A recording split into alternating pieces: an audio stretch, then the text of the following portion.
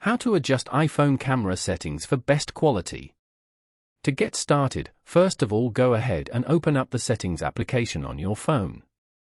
Once you're here, tap on the camera option as shown. This section provides detailed controls for customizing the camera settings. Go to Record Video and select 4K at 60 frames per second. Then, go back and tap on Record Slow-Mo.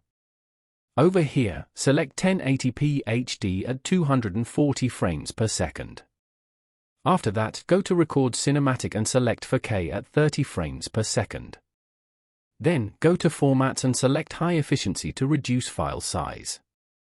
Here, go to Photo Mode and select 24MP.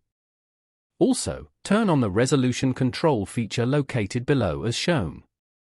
Now, go back and turn on the toggle switch for grid and the level option.